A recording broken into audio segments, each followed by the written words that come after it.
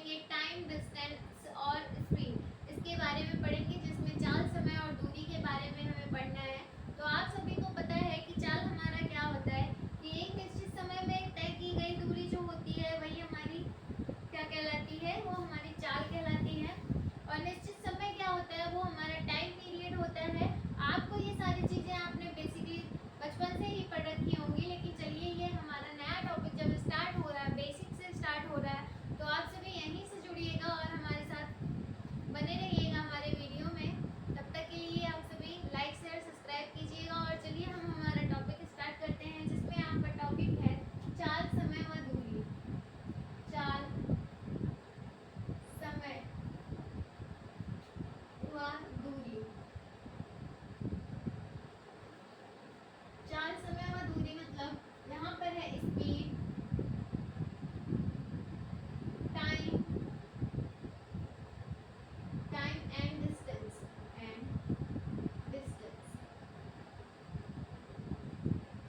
अब आप सभी को अभी मैंने बताया कि एक निश्चित समय में तय की गई दूरी जो होती है वो हमारी चाल व समय के गुणनफल के बराबर होती है। क्या होती है? एक निश्चित समय में, एक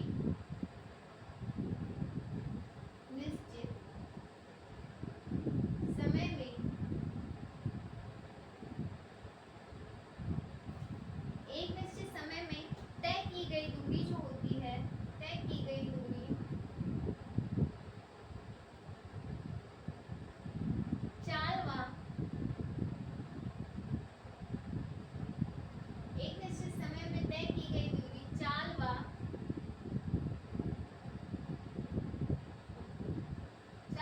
समय के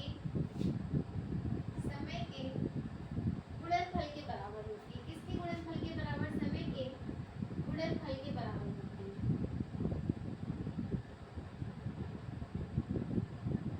बराबर होती है।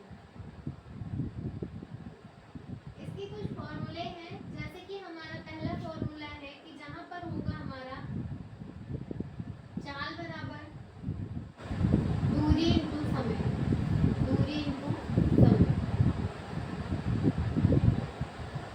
हमारा जो होगा, जिसमें दूरी बराबर होगा हमारा चाल, इस तरीके से रहेगा हमारा, जिसमें होगा दूरी बराबर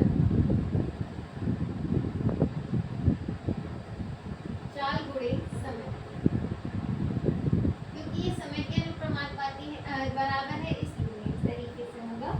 आप लिखिएगा, जैसे हमारा पहला फॉर्मूला है दूरी इक्वल टू चाल मल्टीप्लाई समय, और हमारा फिर समय बराबर हो जाएगा दूरी बटा चाल।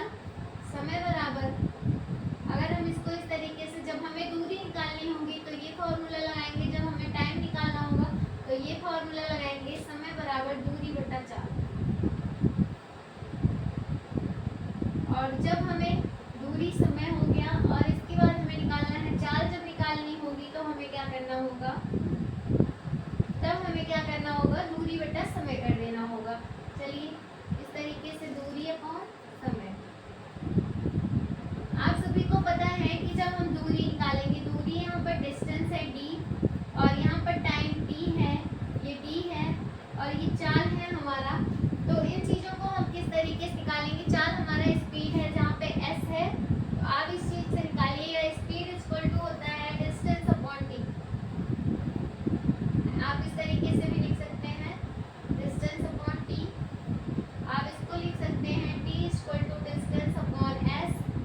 इसको आप ले सकते हैं s multiply t equal to t equal to s multiply t। इस तरीके से भी आप लिख सकते हैं, जैसे आपको इजी पड़ेगा उसी तरीके से आप लिखिएगा। हमारा अभी आपको मैंने बताया कि चाल क्या होती है, कि एक निश्चित समय में तय की गई जो दूरी होती है वही चाल और समय के बराबर होती है, गुणनफल के बराबर होती है। ये चीज़ मैंने अभी आपको बताया। चलिए इस तरीके से आप इसको लिख लीजिए, फिर हम थोड़ी सी चीज़ें और लिखते हैं। आप इसको मिटा दीजिएगा।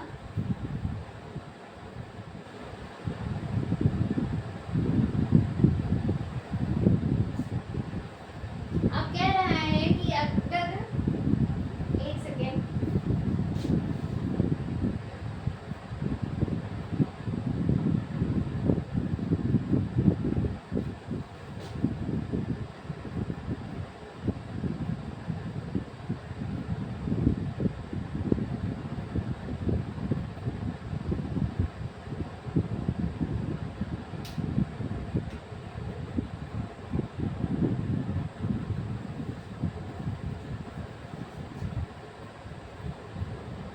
चलिए अब हमारा है कि कह रहा है कि चाल अधिक, अगर हमें चाल के किलोमीटर या घंटा में या प्रति सेकंड में जब निकालना होता है तो हमें क्या करना चाहिए। अगर हमारी चाल, यदि चाल, आप पॉइंट करके लिखिएगा, यदि चाल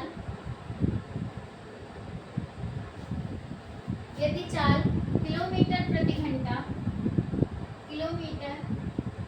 घंटा में निकालनी हो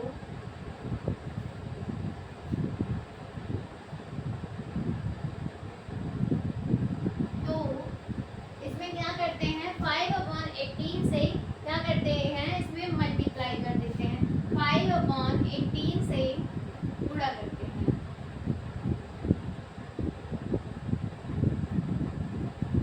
जब हमें चाल क्या करनी होती है, किलोमीटर प्रति घंटा में निकालनी होती है, तो हम क्या करते हैं कि जो है 5/18 से उसमें गुणा कर देते हैं। मान लीजिए आपकी चाल दे देता है जिसमें कहता है कि 54 किलोमीटर प्रति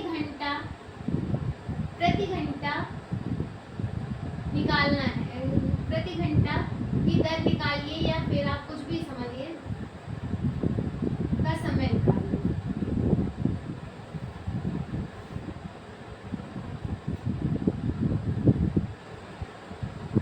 तो इसको हमें जब निकालना होगा 54 किलोमीटर, तो क्या करेंगे, 54 मल्टीप्लाई 5/18 कर देंगे।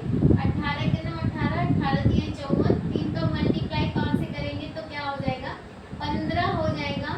और 15 क्या होगा हमारा, किलोमीटर प्रति सेकेंड। ये हमारा क्या होगा, इसका आंसर होगा जब हमें चाल निकालनी होगी। आप इस तरीके से जब हमें अरे चाल निकालने के लिए अगर घंटा आपको दिया रहता है तो घंटे को जब आप सेकेंड में बदलेंगे तो आप किस तरीके से बदलेंगे, वो हमारा इस तरीके से 5/18 से आप क्या करेंगे, मल्टीप्लाई कर देंगे। आप ये चीजें निकाल लीजिए।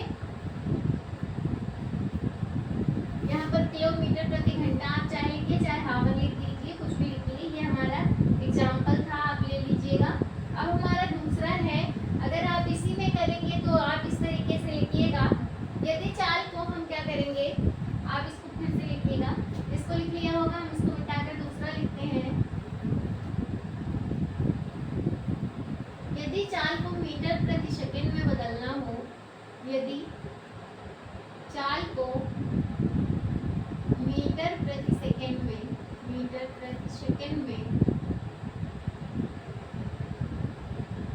बदलते हैं तो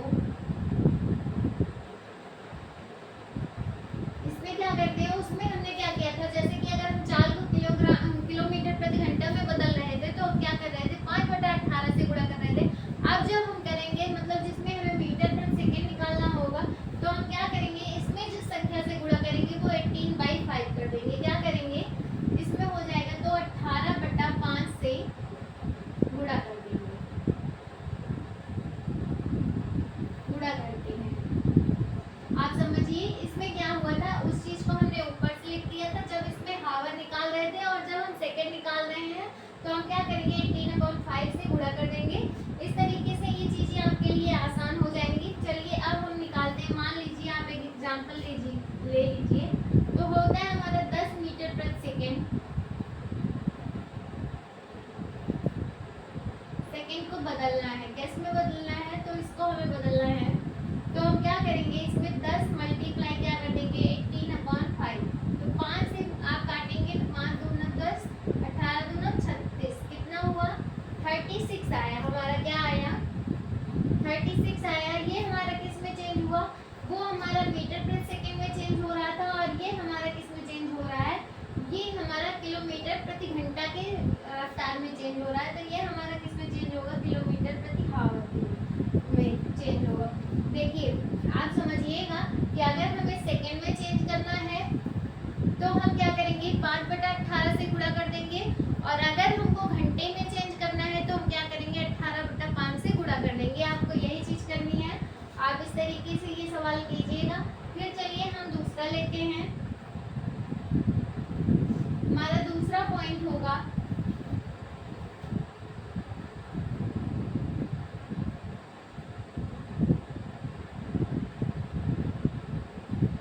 आप इस तरीके से लिखिएगा। देखिएगा, अब हमारा दूसरा पॉइंट कहता है कि यदि निश्चित समय में दूरी तय करने के लिए, लिखिएगा, यदि निश्चित समय में दूरी तय करने के बाद यदि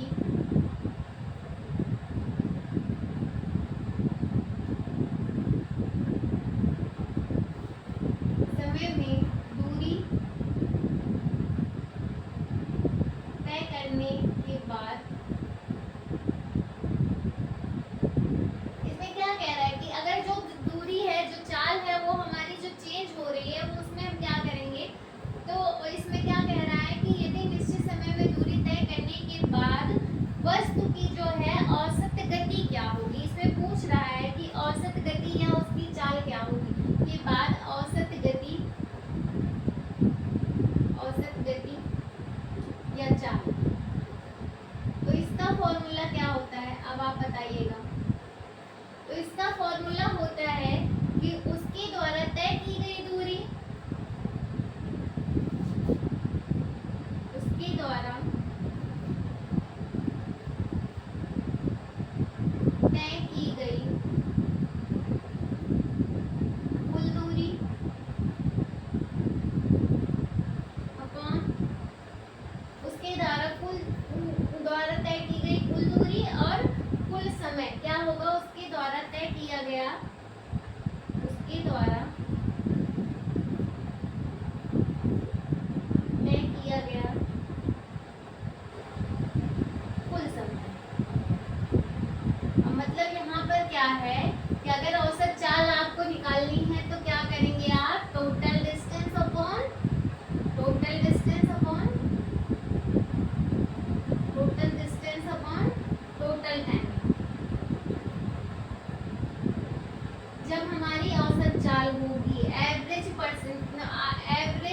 स्पीड जब निकालेंगे हम, यहाँ पर एवरेज स्पीड होगा, एवरेज स्पीड जब निकालेंगे तो हम क्या करेंगे, एवरेज स्पीड इक्वल टू होता है total distance upon total time. आप इस चीज को याद कीजिएगा, ये हमारा एक फॉर्मूला है। आप इस तरीके से भी यहाँ पर लिख सकते हैं, या फिर आप इस तरीके से यहाँ पर नीचे लिखिएगा, average speed upon total distance upon total time. इस तरीके से आप लिखिएगा। अगर अब दो असमान चीजों को निकालना है, आप समझिएगा, यहाँ से इस चीज को आप फिर से लिख लीजिएगा, इधर लिख लीजिएगा।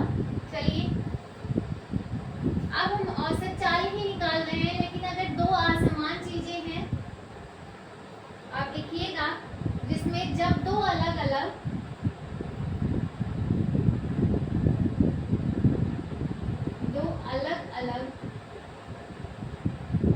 औसत चाल ही हम निकाल रहे हैं, लेकिन इसमें क्या कर रहे हैं कि इसमें जो दो अलग अलग, मतलब यहाँ पर स्पीड टाइम जो भी दिया रहेगा, आपको क्वेश्चन में दिया रहता है कि ये क्या है, इसकी दूरी है, ये इसका समय है, ये इसका टाइम पीरियड, मतलब हर एक चीज दिया रहता है क्वेश्चन में। आपको सिर्फ एक चीज नहीं दिया रहता है, ज्यादा से ज्यादा क्वेश्चन में आपको दो चीजें दी रहेगी, एक चीज नहीं दी होगी। कभी कभी होता है कि दोनों में कभी टाइम दे देता है, कभी स्पीड दे देता है। इस तरीके से आपको क्या करना है, फॉर्मूले में रख देना है। तो आप करिएगा, जब दो अलग अलग चाल दी है आपको, एक्स व वाई है, मान लो एक्स दिया है या वाई दिया, या फिर ए या बी, आप कुछ भी मान लीजिए, यहाँ पर एक्स वाई ही मानिए, क्योंकि एक्स वाई आपके लिए इजी होगा। तो एक्स वाई की तय की गई दूरी, तय की गई दूरी, इसका जब फॉर्मूला निकालेंगे तो वो क्या हो जाएगा, वो हमारा हो जाएगा x multiply 2xy upon x हो जाएगा। यहाँ पर आप लिखिएगा 2xy और x प्लस वाई। ये हमारा क्या है, ये दो चाल है जिसको हमने क्या किया, दोनों को ऊपर मल्टीप्लाई कर दिया, एक को प्लस में कर दिया। इस तरीके से इसकी जो चाल निकलेगी, वो चाल का हमारा फॉर्मूला क्या होगा, वो हमारा होगा 2xy upon x plus Y. और यहाँ पर ऐसे ही आपको दूसरा टॉपिक दे देगा, जब दो असमान, जब तीन असमान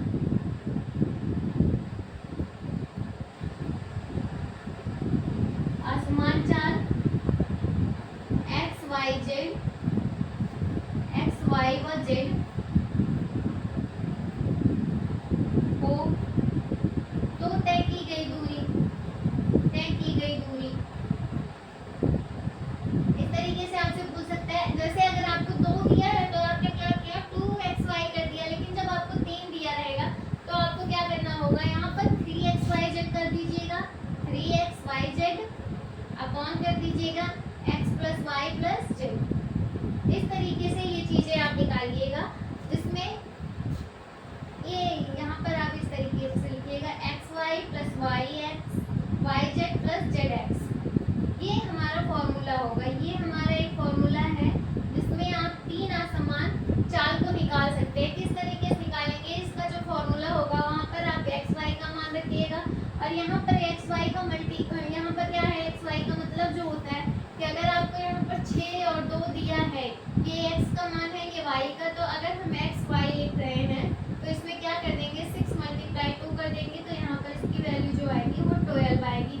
इस तरीके से ये चीज़ है। अब यहाँ पर yz की वैल्यू जो दी होगी yz कर दीजिएगा, zx की जो वैल्यू दी होगी आप zx कर दीजिएगा। इस तरीके से इस चीज़ को आप लिखिएगा। और हमारी ये स्पीड एंड टाइम की पहली क्लास है। अगर आप सभी को क्लास पसंद आ रही होगी तो प्लीज़ लाइक शेयर सब्सक्राइब कीजिएगा, और हम नेक्स्ट क्लास में इसी टाइम पर मिलेंगे आप सभी से मैथ के इसी नए टॉपिक के साथ। तब तक के लिए आप सभी स्वस्थ रहिए, मस्त रहिए और व्यस्त रहिए। अच्छे से अपनी पढ़ाई पर फोकस कीजिए, क्योंकि प्रैक्टिस ही आपके लिए सबसे इम्पोर्टेंट चीज़ है। आप अच्छे से प्रैक्टिस करेंगे तो आप सभी का सिलेक्शन पक्का है। तो आप सभी अपनी पढ़ाई पर पूरा ध्यान दीजिए, और तब तक के लिए आप सभी हमारे चैनल को लाइक